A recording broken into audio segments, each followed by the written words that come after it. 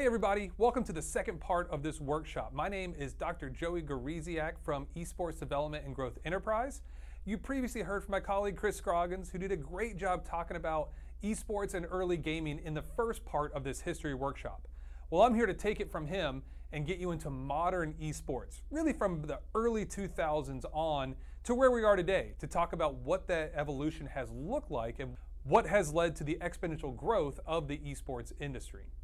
So what this part of the workshop will go through are slides 10 to 15 of that slide deck that you have, outlining that growth in the early 2000s and discussing that growth in the esports industry. So really taking us into modern times, but especially starting in 2006. And then we'll look at kind of a decade from 2006 to 2017, look at 2018 and upward. So kind of three different eras that we're talking about in this modern esports workshop. But in 2006, a lot of things happened. Of course, esports was around before this, and you heard about that earlier in the early gaming.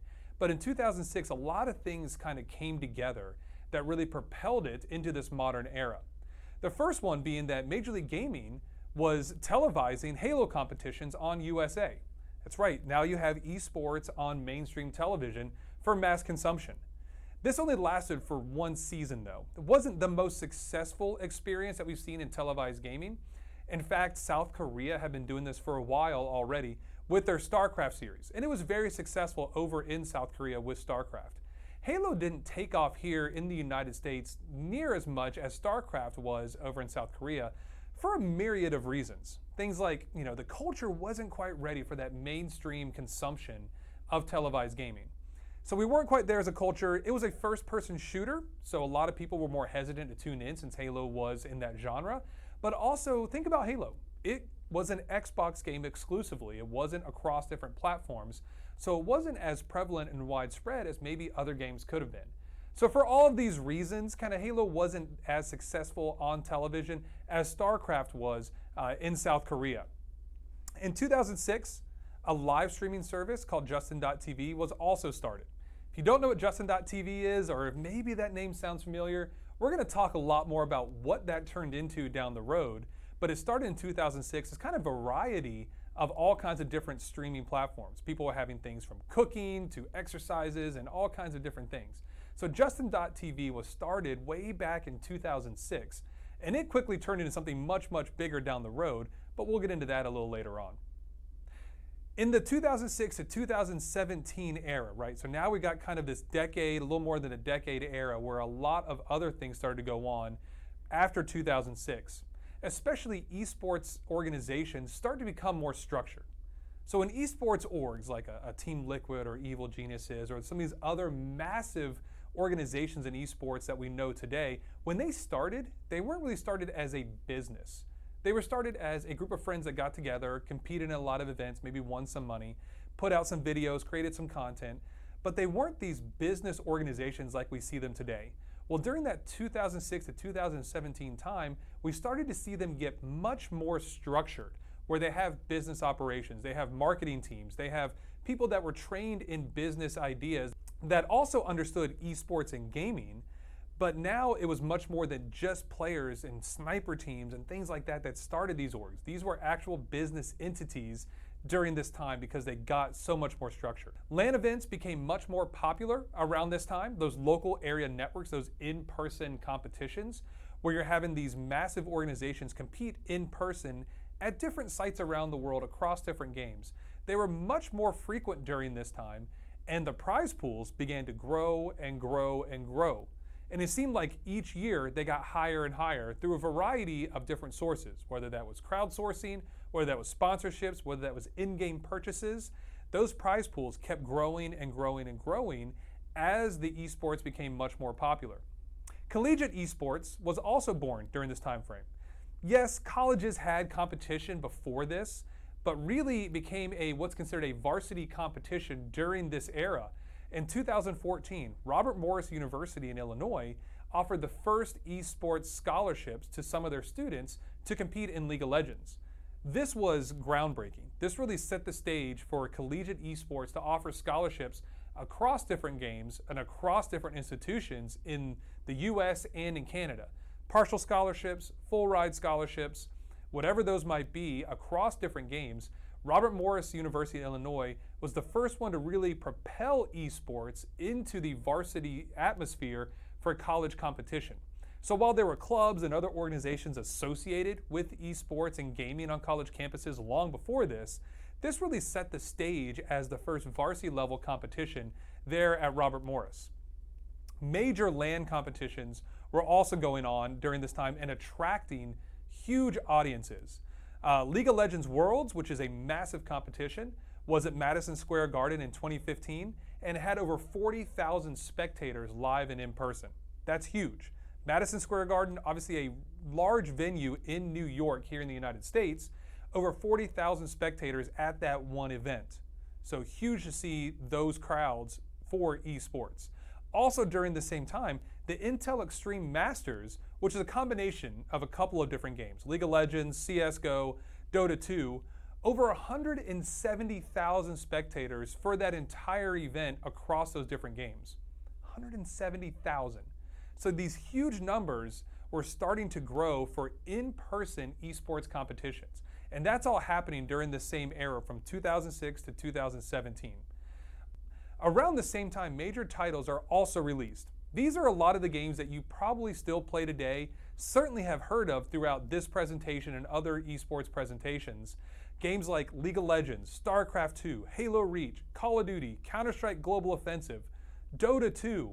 These massive titles were released during this 2016 to 2017 timeframe, and that really shows that explosion and growth of competitive gaming, esports, and what was going on during this time frame. Those games largely are still around today. Now, of course, Call of Duty with different iterations all the time. Halo has different iterations as well. But Dota 2, League of Legends, still extremely popular. CSGO in the same boat, still extremely popular and were released during this time, still big today across high schools, colleges, and professional competition. Now, I mentioned Justin.tv earlier. In 2011, they created this other channel to showcase their gaming-specific streams. It's called Twitch. Maybe you've heard of it. I hope you have, because obviously it's massive today. So Justin.tv started Twitch, and it became huge. It was a place that people could showcase their gameplay footage live, but they could also watch the games that they love to play, watching people picking up on tips from experts, learning how the strategy might be in these games, but also they could live stream it themselves really from anywhere that they were. So obviously Twitch just kind of took off because people were playing all kinds of games, but also watching and consuming this content. They began to have their favorite streamer as somebody they followed over and over and over during this time as well.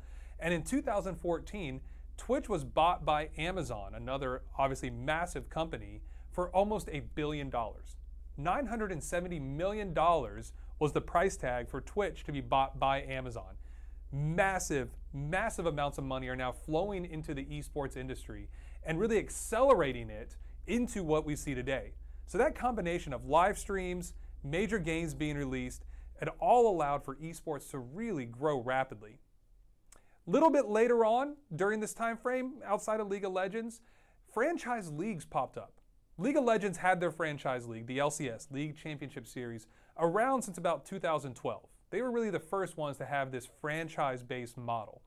But Activision Blizzard started the Overwatch League in 2016, which featured these city-based teams as well as a league structure and format for competition for professional teams to compete in the Overwatch League.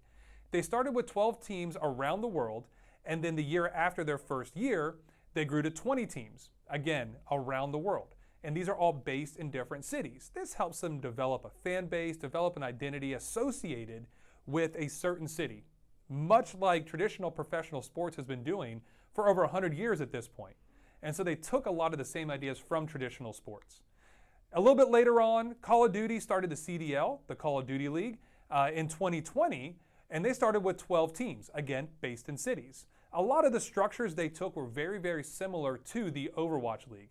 So now you've got League of Legends, you have Overwatch, and you have Call of Duty, all with these franchise-based leagues. And this was really revolutionary, kind of seen as that next step in the evolution of what esports could be at the professional level.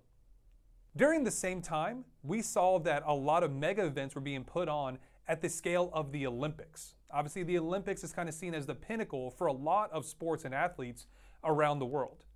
In 2018, esports was included as a demonstration sport as part of the Asian Games.